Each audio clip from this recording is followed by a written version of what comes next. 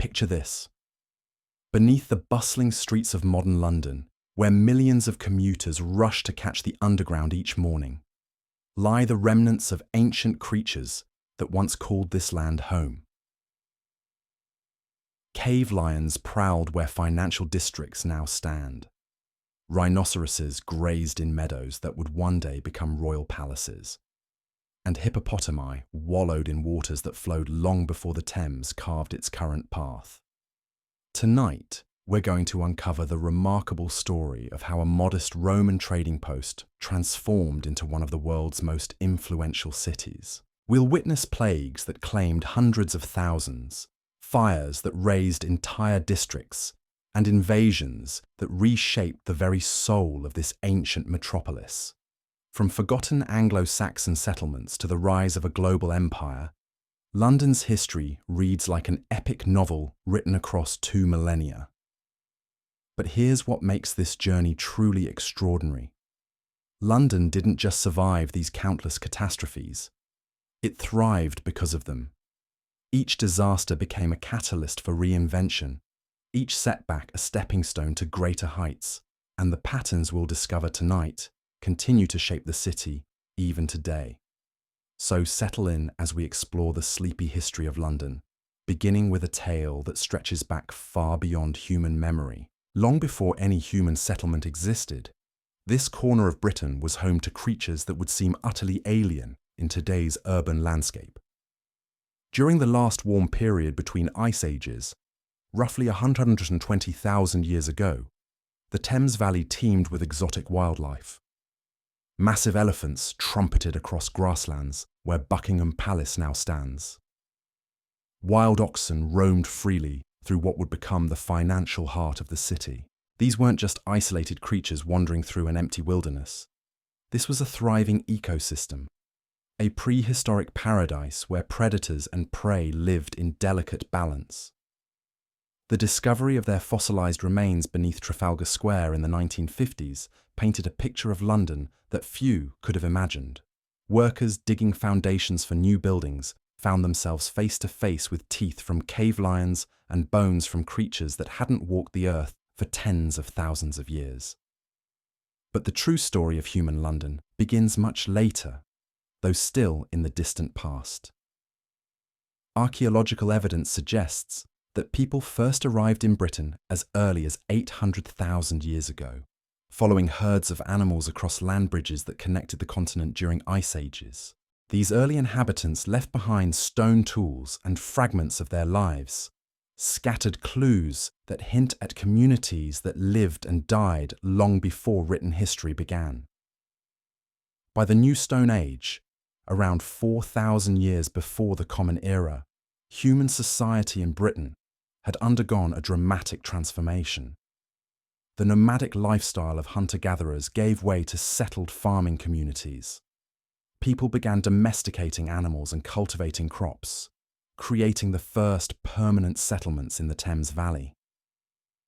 Archaeological discoveries reveal farming communities scattered across the landscape, tending sheep and cattle while gradually taming the wild horses that would revolutionize transportation. The Bronze Age brought further innovations. Metalworking skills spread throughout Britain, and with them came new tools, weapons, and decorative objects that spoke to growing prosperity and cultural sophistication. Trade networks expanded, connecting distant communities and allowing ideas and technologies to spread. The people living in what would become London were no longer isolated tribes but part of a broader cultural tapestry that stretched across the British Isles and beyond. As the Iron Age dawned around 700 BCE, the pace of change accelerated dramatically. The domestication of horses revolutionized both warfare and commerce, making it possible to transport goods and people across greater distances than ever before. Cartwheels carved deep ruts into ancient pathways, creating the earliest road networks that would influence settlement patterns for centuries to come. These Iron Age communities were sophisticated societies with complex social structures, skilled craftspeople, and extensive trade relationships. They built hill forts for protection, developed advanced agricultural techniques, and created beautiful works of art that reveal a rich cultural life. Yet for all their achievements, they remained scattered settlements rather than unified cities. Everything changed in 43 CE when Roman legions crossed the English Channel and began their conquest of Britain. The Romans weren't merely conquerors seeking plunder. They were builders of civilization, engineers of empire who saw potential in every river crossing and strategic location. When they surveyed the Thames Valley, they recognized something that would change the course of history. The site they chose was perfect in its simplicity. A low point along the river where the Thames could be easily crossed, yet deep enough for seagoing vessels to navigate upstream from the North Sea. The north bank offered high ground for defence and construction, while the meandering river provided natural protection on one side. Here, they established Londinium, a settlement that would grow from a military outpost into the beating heart of an empire. In those early days, Londinium was remarkably small, covering barely half a square mile. You could walk from one end to the other in 30 minutes, passing through what amounted to little more than a fortified trading post. The population numbered in the hundreds rather than thousands, a mix of Roman soldiers, merchants, and local Britons who had allied themselves with the new rulers. But size isn't everything, and location is destiny. Londinium sat at the convergence of multiple Roman roads, the hub of a transportation network that connected every corner of Britain to the continental empire beyond. Ships arrived daily carrying exotic goods from distant provinces. Wine from Gaul, olive oil from Spain, silk from the far reaches of Asia. In return, British exports flowed through Londinium's docks: wool, silver, hunting dogs prized by Roman aristocrats, and slaves captured in the ongoing conquest of the island. The city's growth was nothing short of extraordinary. Within a century, Londinium had expanded beyond anyone's wildest dreams. By the 2nd century CE, nearly 60,000 people called it home, making it one of the largest cities in the empire outside of Rome itself. The wooden buildings of the early settlement gave way to grand stone structures that announced Roman ambition to the world. The centerpiece of this transformation was the Basilica, a massive public building that housed law courts, government offices, and commercial exchanges. At over 500 feet long, it was among the largest structures north of the Alps, a testament to Londinium's growing importance within the empire. Citizens could conduct business, settle legal disputes, and participate in the civic life that Romans prized above all else. But perhaps the most impressive achievement was the London Wall, a defensive barrier that took decades to complete. Beginning around 200 CE, Roman engineers and British labourers worked together to encircle the city with over 2 miles of stone fortifications. The wall stood 20 feet high in places, punctuated by gates that controlled access to the city and towers that provided commanding views of the surrounding countryside. This wasn't merely a military project. The London Wall was a statement of permanence, a declaration that Londinium was here to stay. Within its protective embrace, the city flourished as never before. Markets bustled with activity as merchants from across the empire gathered to trade. Public baths offered relaxation and social interaction in the Roman manner. Temples dedicated to both Roman and Celtic gods reflected the cultural fusion that made Londinium unique. Yet even as Londinium reached its zenith, signs of trouble were beginning to appear. The Roman Empire was vast, perhaps too vast to govern effectively. Pressure from barbarian tribes along distant frontiers strained military resources. Economic problems plagued the imperial treasury, and in Londinium itself, a devastating fire swept through the city in the late 2nd century, destroying much of what had taken generations to build. The response to disaster revealed the resilience that would become London's defining characteristic throughout history. Rather than abandon the city, residents rebuilt with determination. New structures rose from the ashes, often grander than what had come before. Trade resumed, population recovered, and life continued with the stubborn persistence that would carry London through countless future crises. But the empire itself was changing, and with it, Londinium's fortunes would soon take an unexpected turn. The 4th century brought whispers of change that would soon become a roar of transformation. In distant provinces, barbarian tribes pressed against Roman borders with increasing boldness. Germanic warriors, driven by their own pressures from migrations further east, tested the empire's defences with raids that grew bolder by the year. The cost of maintaining legions across such vast territories began to strain even Rome's legendary organisational capabilities. Within Londinium itself, these distant troubles seemed almost abstract. Ships still arrived laden with goods from across the Mediterranean. The basilica continued to echo with the voices of merchants and magistrates conducting the business of empire. Citizens went about their daily routines, visiting the baths, attending theatrical performances, and worshipping at temples that served gods both familiar and foreign. Yet subtle changes were already taking root. The great building projects that had defined earlier centuries slowed to a halt. Repairs to public buildings were delayed or abandoned altogether. The elaborate mosaics and frescoes that had adorned wealthy homes began to fade as craftsmen found fewer patrons willing or able to commission new works. The end, when it came, arrived not with conquest, but with abandonment. In 410 CE, when British leaders appealed to Emperor Honorius for military assistance against increasing barbarian raids, his response was brutally simple: "You're on your own." With those words, 4 centuries of Roman rule in Britain came to an abrupt conclusion. The withdrawal of Roman authority left Londinium in an unprecedented situation. The administrative apparatus that had governed the city for generations simply vanished overnight. The soldiers who had maintained order departed for battles elsewhere. The merchants who had connected Londinium to a vast trading network found their commercial relationships severed. What followed was a period historians call the Dark Ages, though perhaps twilight years would be more accurate. Londinium didn't collapse in a single catastrophic moment. Instead, it gradually faded like a great fire slowly dying to embers. Buildings fell into disrepair when no one remained to maintain them. Roads cracked and sprouted weeds as traffic dwindled to a trickle.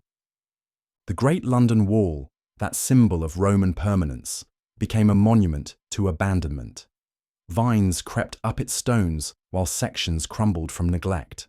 The gates that had once controlled access to a thriving metropolis stood open and unmanned, leading to streets where grass grew between ancient paving stones. Yet life didn't simply cease.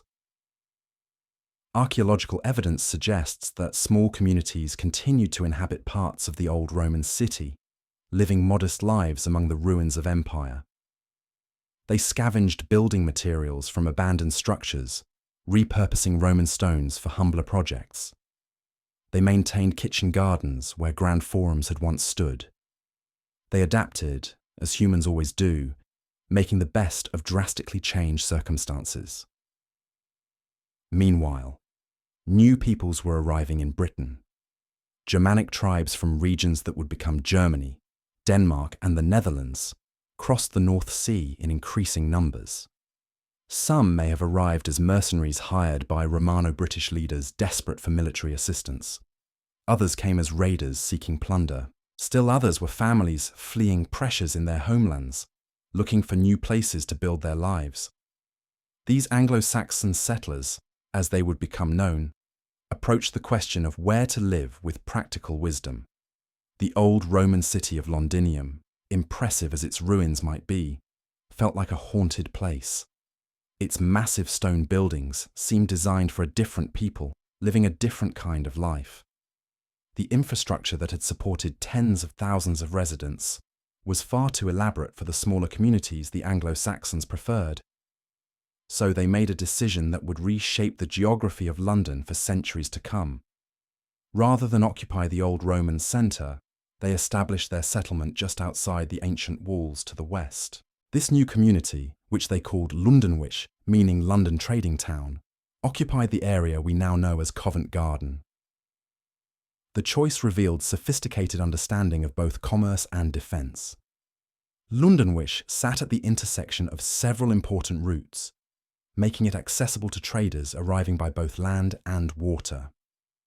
At the same time, its location outside the old Roman walls meant its inhabitants weren't trapped within ancient fortifications that might become prisons if enemies appeared. Anglo-Saxon London was a fundamentally different place from its Roman predecessor.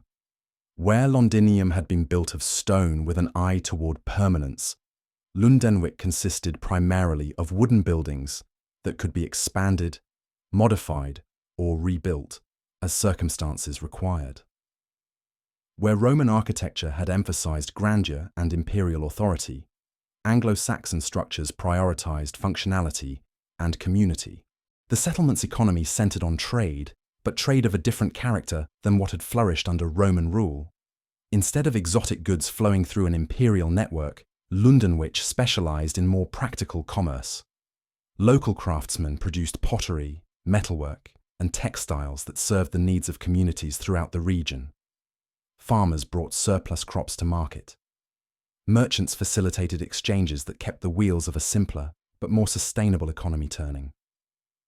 Archaeological excavations have revealed a bustling community of workshops and homes, evidence of skilled artisans who created beautiful objects despite working with more limited resources than their Roman predecessors. They forged elegant brooches and weapons, crafted pottery that was both functional and decorative, and wove textiles that demonstrated sophisticated techniques passed down through generations. But perhaps the most significant development was cultural rather than economic. Anglo-Saxon England was undergoing a profound spiritual transformation as Christianity spread throughout the land. Missionaries from Ireland and continental Europe brought not only a new religion, but new approaches to learning, art, and social organization. This religious revolution reached London in the early 7th century, when the Anglo-Saxon King of Kent established a cathedral dedicated to St. Paul on the site, where the great cathedral still stands today. The choice of location was deeply symbolic, placing the new Christian centre within the old Roman walls, as if claiming continuity with the ancient past, while pointing towards a transformed future. The establishment of St. Paul's Cathedral marked a turning point in London's development. For the first time since the Roman withdrawal, someone was thinking in terms of permanent, monumental architecture.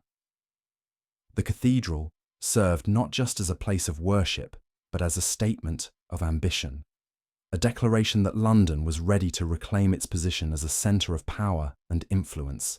Yet even as London began its slow recovery, new challenges were emerging from an unexpected direction. Across the North Sea, Scandinavian peoples were developing new technologies and social organizations that would soon bring them into violent contact with Anglo-Saxon England. The age of the Vikings was about to begin, and London would once again find itself at the center of historical upheaval. The first Viking raids struck British shores in the late 8th century, initially targeting isolated monasteries that contained valuable treasures and offered little resistance. These early attacks seemed like random acts of piracy, troublesome but hardly existential threats to established kingdoms. But they were merely the beginning of a campaign that would reshape the entire political landscape of Britain. By the 9th century, Viking expeditions had evolved from hit-and-run raids into organized campaigns of conquest. Great armies of Scandinavian warriors sailed up British rivers, establishing fortified bases from which they could launch attacks deep into Anglo-Saxon territory. Their longships, shallow-drafted and fast-moving, could navigate waters that larger vessels couldn't reach, giving them tactical advantages that traditional armies struggled to counter. London's strategic position made it an inevitable target. The Thames provided a highway straight to the heart of Anglo-Saxon England, while the city's growing wealth offered rich rewards for successful attackers. The challenge facing London's defenders was how to protect a settlement that depended on river access for its prosperity, but couldn't effectively control that same waterway against determined enemies. The solution, when it came, would require abandoning the Anglo-Saxon settlement of Lundenwitz and returning to the ancient Roman walls that had protected the city for centuries. But that transformation lay ahead, part of a story that would see London rise from the ashes once again, stronger and more determined than ever before. The crisis came to a head in the late 9th century during the reign of Alfred the Great, one of the most remarkable rulers in English history.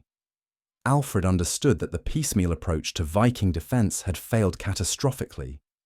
Individual kingdoms fighting alone stood no chance against coordinated Scandinavian armies that could strike anywhere along Britain's extensive coastline. His solution was as bold as it was practical. Rather than continue defending the indefensible Anglo-Saxon settlement of Lundenwitz, Alfred ordered a complete strategic withdrawal. The entire population would relocate within the ancient Roman walls, transforming the abandoned ruins of Londinium into a fortified stronghold capable of withstanding prolonged siege. This wasn't simply a retreat.